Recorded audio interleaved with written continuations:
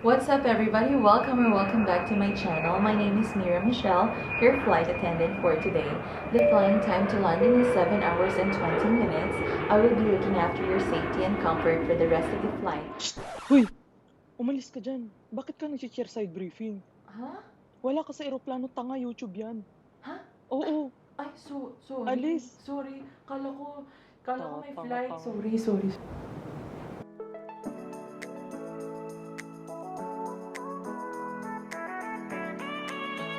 So, ayun na nga, naisipan kong gawin tong video na to kasi maraming nagtatanong. Tsaka exciting, parang ang fun sagutin ng mga tanong na lagi kong naririnig or lagi kong natatanggap mula sa aking mga friends, sa mga Facebook friends, Instagram friends. In today's video, i-discuss ko yung mga harsh assumptions na meron yung mga tao when it comes to being a flight attendant or a cabin crew member.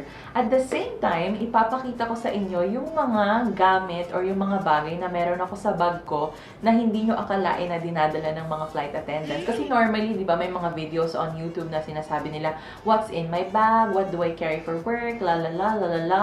Well, ipapakita ko sa inyo yung mga bagay na hindi masyadong pinapakita ng mga cabin crew doon sa mga videos na yon.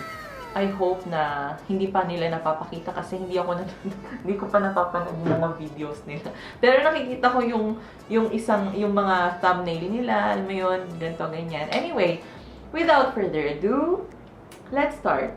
Assumption number 1. Waitress lang kayo in the sky.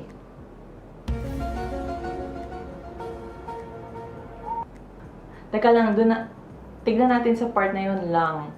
Waitress lang. Ano yon? Ba't may lang? Hoy! Una sa lahat, ano bang masama sa pagiging waiter or waitress? Paano naman yung mga kaibigan natin na nag-work sa mga hotels, sa mga fast food chains, sa mga restaurants? Ganun ba rin kababa yung tingin nyo sa kanila? Pangalawa, oo, hindi nalalayo yung trabaho namin sa mga waiters and waitresses. Pero anong masama doon? Aba, kung ganito naman pala kaganda yung benefits at sweldo, ang sarap naman palang maging waitress in the sky. Can I get you anything, Mr. Trainer? Coffee, tea, me? Sa totoo lang, hindi ako na-offend kapag sinasabihan ako na glamorous waitress ka lang. Ang kaibahan lang nasa eroplano ka at yung mga waiters and waitresses nasa normal na restaurant. Kasi sanay na ako sa mga naririnig kong ganyan. Ako, maliit na bagay. Kumbaga, ang eroplano daw ay isang flying restaurant. Wrong. That's so wrong. Mag-aral po muna tayo bago po tayo mambash. Opo. Yes, we flight attendants are there for your comfort, but most importantly, we are there for your safety. Irespeto nyo yung mga flight attendants or mga cabin crew members sa mga flights nyo. Kasi when it comes to aircraft types and aircraft equipments, licensed and trained ang mga yan, mga besh. Madugo ang training. In other words, kung hindi nyo pa rin nagigets, sila ang magsasalba ng buhay nyo in the event of emergency. Yun lang. Next. So, tutuparin ko yung nilagay ko sa title. Ang nakalagay sa title ay Bizarre Things in My Bag. Una, wine cutter. Dinadala ko to palagi kasi sa business class, maraming klase ng wines na kinakailangan na i-cut yung foil dun sa bottle cap malapit sa cork. So, ginagamit ko to. Hindi pwedeng wala ako nito kasi ayaw kong nanghihiram at ayaw kong nakikipag-agawan doon sa nag-iisang foil cutter namin doon sa aircraft. Hanggang dyan lang kasi ang kaya ng IQ nyo, kaya naging flight attendant lang kayo. Ayan na nga ba yung mga sinasabi ko? Diyos me, yung marimar. In my own opinion, kanya-kanya pong choice at priority yan sa buhay. Hindi nasusukat ang success base sa katalinuhan o sa trabahong pinili mo. For your information lang po, marami akong kakilala at mga kaibigan from Europe, from Africa, from Asia, from Latin America, at saka from Australia na mga professionals at may mga matataas na pinag-aralan. At yung iba pa, mga doktor na talaga at mga lawyer. Meron pang sundalo, mayroong scientist, may engineer, at may stripper. May stripper din na naging flight attendant. And then, meron akong isang batchmate or naging kaklase ko siya sa training.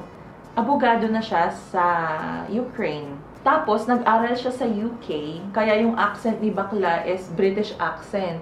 Tapos, tinanong ko siya, sabi ko, Baby girl, abogado ka na, ano pang ginagawa mo dito? Sabi niya sa akin, gusto ko lang mag-travel, gusto ko lang ma-experience kung paano ba pumunta sa ganitong bansa, makakain ng ganitong pagkain, maramdaman yung ganitong pakiramdam na hindi ko pa naramdaman sa buong buhay ko. Wow, manap ka ng boyfriend. Tapos sabi niya sa akin, after 2 or 3 years, aalis din ako kasi talagang experience lang naman yung habol ko dito. I-share ko lang din yung experience ko kasi ako, bago ako pumunta ng Middle East para mag-apply sa trabaho na to, talagang pinupush ako ng pamilya ko na maging abogado. Kasi wala pang abogado sa pamilya namin. Ako noon, nagdalawang isip ko, sabi ko, oo nga, parang ang sarap maging abogado, ang sarap nung title, ang sarap tawaging attorney, yung mga ganong bagay.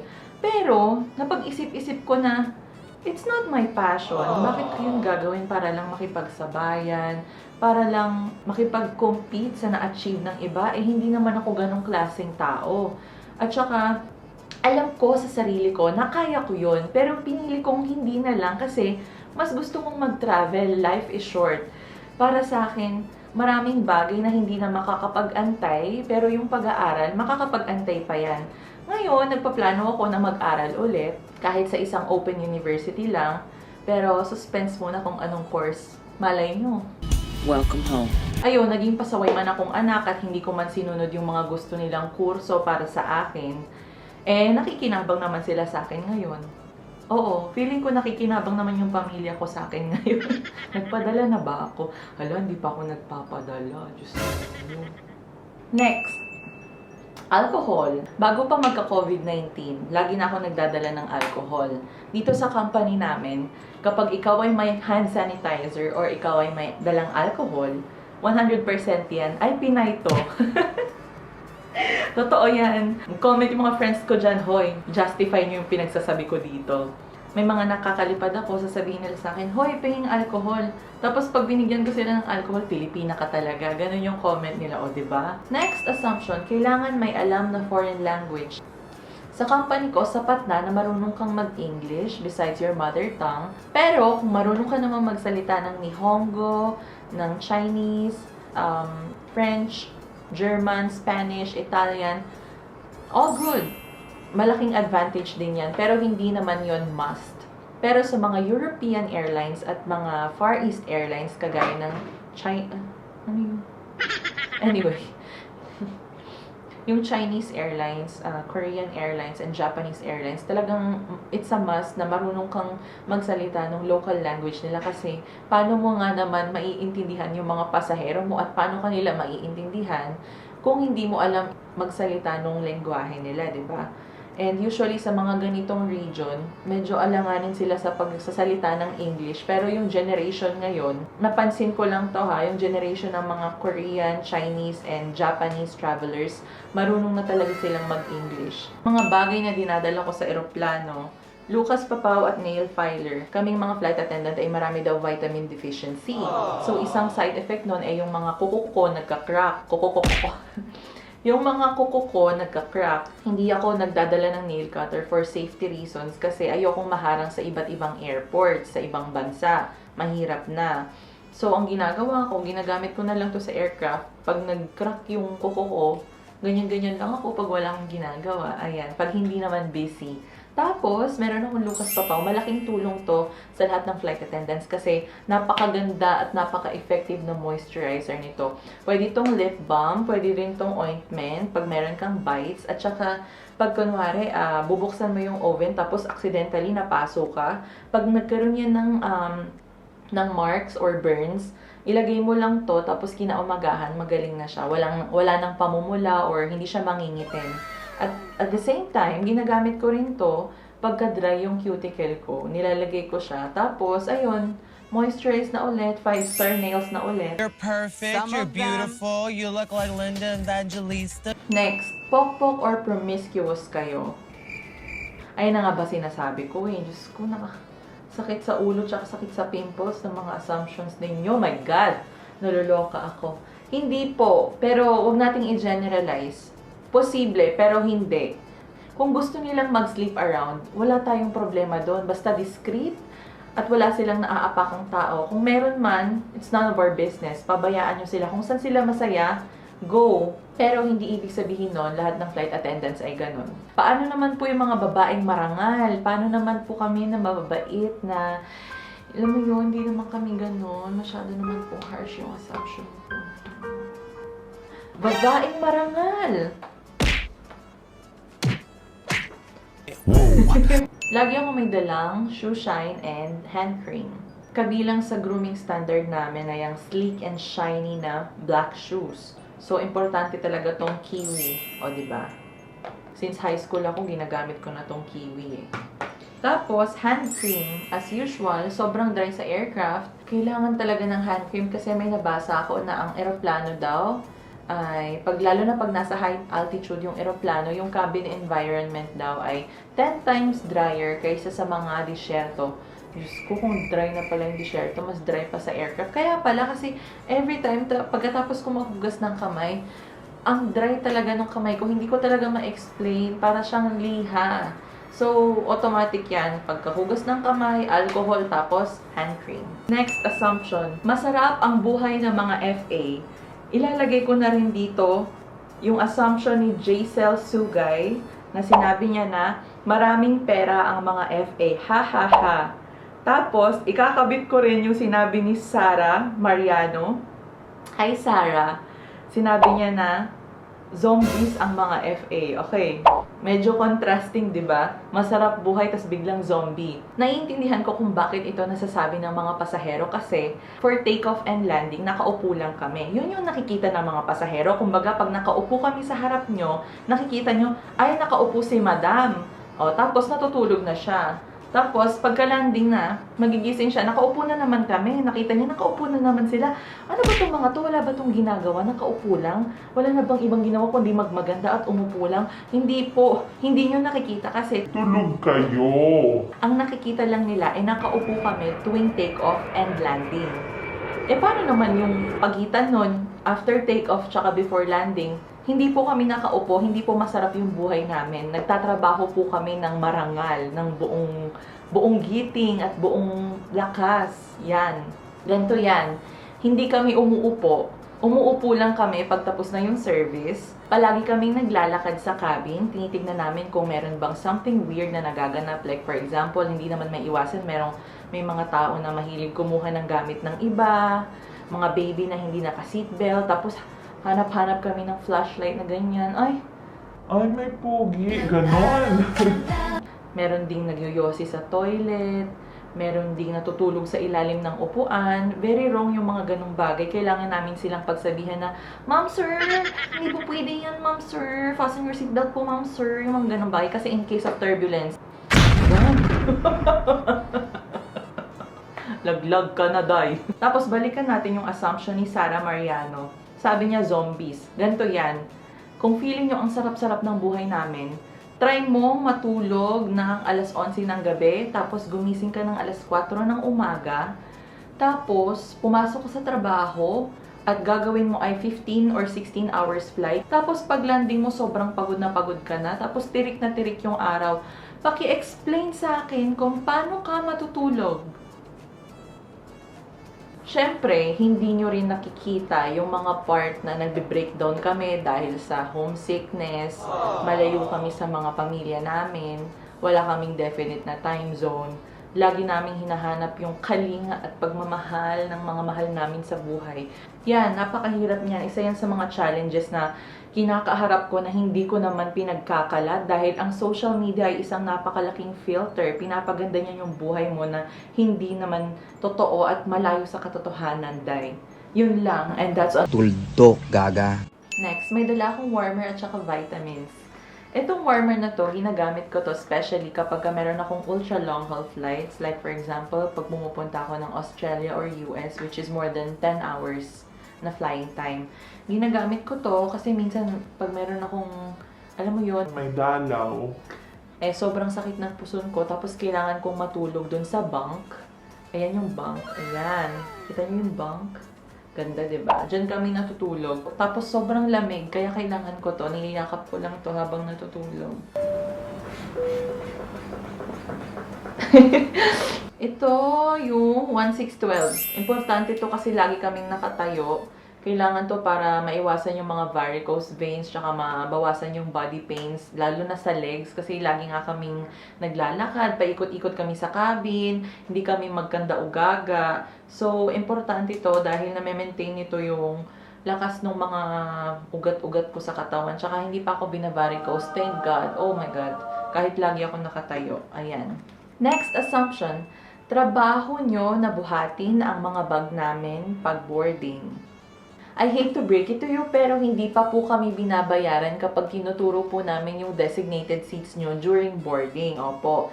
Hanggat hindi pa naisasara yung huling pintuan, hindi pa po kami binabayaran. Pero, kung mabait ka naman at maayos naman yung pakikipag-usap mo, like, Miss, pwede bang pabuhat ng bag ko kasi ang bigat? Yung mga gano'n, yung mga pabebe moments, okay lang yun. Parang, ay, sure, ma'am. Please, it's my pleasure. Mga pag-ganong-ganon. Yung pag-ganong-ganong arte pa. Okay lang yun.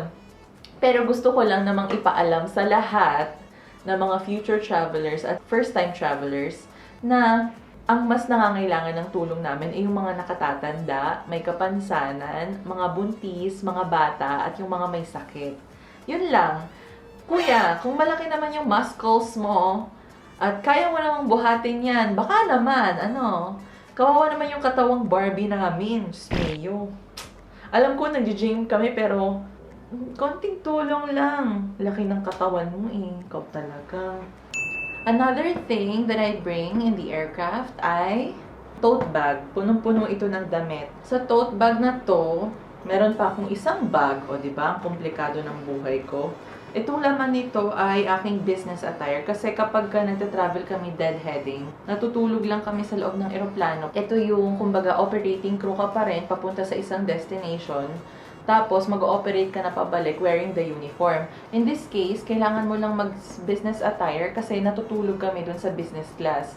Kailangan presentable pa rin kami at looking professional and 5-star kahit na hindi kami nagtatrabaho at orlog lang, gano'n. Next assumption, kabit daw ng mga piloto ang mga flight attendants. Ang sabi naman ni Faye Kowanan, hi ate, do pilots and FA hookup? LOL, pangarap ko maging FA noon. Posibleng magkaroon ng relasyon si cabin crew at si flight deck crew. Pero hindi naman yata tama na i-generalize natin na lahat ng tao sa aviation industry ay ganon. Kasi nangyayari naman talaga yun sa totoong buhay, di ba? Kahit ano pang klase ng trabahong meron ka, kahit wala kang trabaho, pwede namang mangyari yon. Meron kang number 2 at meron ka ring number 3. Well, paano ko ba ito i-explain? Kasi ibang klase yung lifestyle ng mga tao sa aviation. Kung ano yung nararamdaman namin, kapareho ng nararamdaman ng mga seaman. Diba? Sabi nila sa dagat daw malungkot kasi sila-sila lang yung magkakasama, hindi nila nakikita yung mga mahal nila sa buhay. Pareho lang. Kumbaga hanggat hindi ka nagtatrabaho sa aviation industry or sa customer service industry, hindi mo ito maiintindihan. Halimbawa, malayo ka sa pamilya mo ng ilang buwan na. Namimiss mo sila, naghahanap ka ng aruga, ng kalinga. Tapos, 4 hanggang 5 araw kayong magkakasama ng mga katrabaho mo. Kasama mo silang kumain, mag-shopping, mamasyal, mag-clubbing, mag-party, mag-inuman, whatever. Tapos, malungkot ka at namimiss mo yung pamilya mo, yung mga ganung bagay. Siyempre, bilang tao, hahanapin mo yung aruga sa kaharap mo na. Kasi, kasama mo na siya nandun na kaharap mo na, di ba? Kung cute naman talaga si flight deck crew, si first officer or si captain, single siya, single ka naman, why not? Hook up? No problem. Hanggat wala naman kayong tinatapakang ibang tao. Posible magkaroon ng extramarital affairs, pero marami akong kakilala na talagang dating sila noon pa man at hanggang ngayon, yung iba engaged na, yung iba naman pinakasalan na. Sorry sisirain ko yung pantasya nyo. Hindi po porkit piloto sila at naka-uniforme ay pogi na sila. Yung iba po, napaglipasan na ng panahon, sila kapitan, may mga pamilya na, may beer belly na sila, yung mga ganung bagay. Pero kung tatanungin mo ko, never, hindi ko pa yung nagawa. Pero kung tatanungin mo rin kung niligawan na ako, yes. Nagkajowa na ba ng piloto? Definitely not. To say goodbye to my American girlfriend. At syempre, hindi mawawala ang passport. Kalimutan mo nang magsuot ng underwear, wag lang passport. Hindi ka makakapasok sa bansang pupuntahan mo kung wala kang passport. Normal na tao lang din kami. Hindi kami mga super saiyan at invincible. Kailangan ng passport, okay?